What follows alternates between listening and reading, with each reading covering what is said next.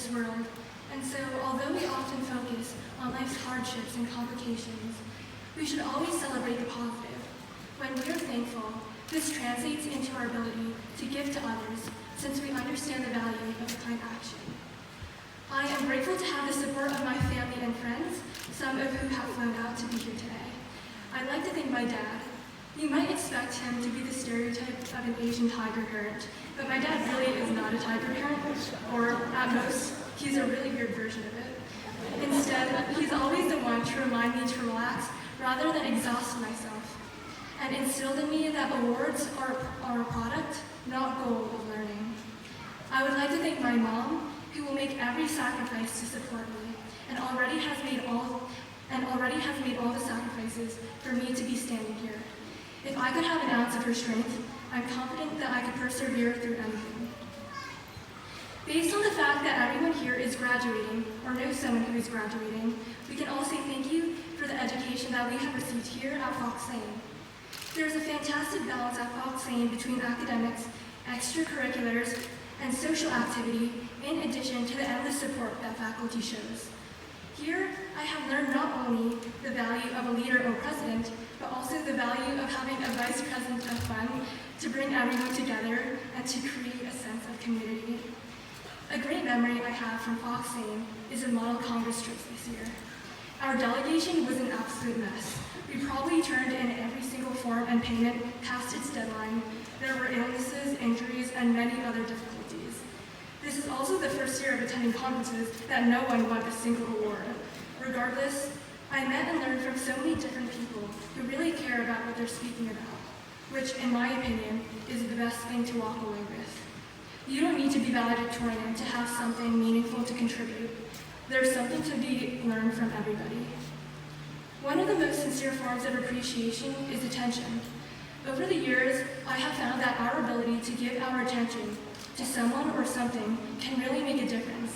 The times that I have grown the most are when I take others' advice, because it forces you to recognize self-limitations and to consider the view from outside the bubble of your ego. For all of my life, I've always been a relatively soft-spoken person. This was to a much greater extent when I was younger. I would be the last person to raise my hand, I never spoke out, and people repeatedly asked me to raise my voice. At that point, my parents and others would lecture me about communication skills, which for a long time I resisted because I thought it was rude that people wanted to change something that felt natural to me. I heard those words, but only once I actually paid attention to them was I able to appreciate the advice and improve.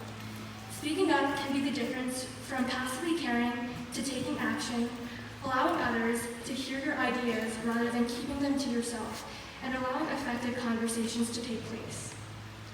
Another self-limitation I'm able to look back upon is my sleep pattern.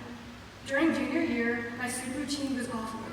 I somehow convinced myself that rotating naps and homeworks intermittently throughout the entire night was healthy, and with poor judgment, walked into tests with 2 hours of sleep. Last summer, someone strongly advised me to get more sleep. Again, I felt like resisting this, because I thought that depriving myself of sleep allowed me to accommodate a greater workload.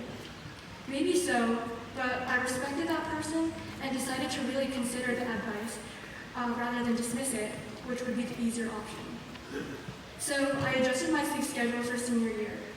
Honestly, nowadays I might be sleeping too much, but upon reflection, I realize how important the long-term benefits of sleep are. It's so tempting to be swept up by what is alluring in the moment, that we make ourselves myopic and can't see what is best for us long-term. Bob Dylan sang in Brownsville Girl, "People seldom do what they believe in. They do what is convenient, then repent." We have impulsive decisions like littering, retaliating, substance abuse, or cheating that we know are wrong, yet our vision and judgment are clouded by the drama or convenience of the moment. When we pay attention to others' advice, we see beyond what is convenient.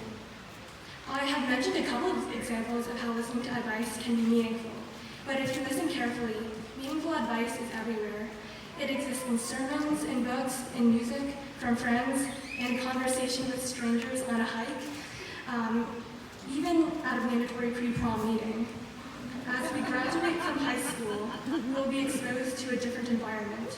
There will be many people who have many things to say. There may be advisors, older students, professors, employers, family members, and so on, who all wish to share something they care about. So the best we can do is listen and internalize what they're saying, with sound judgment, of course.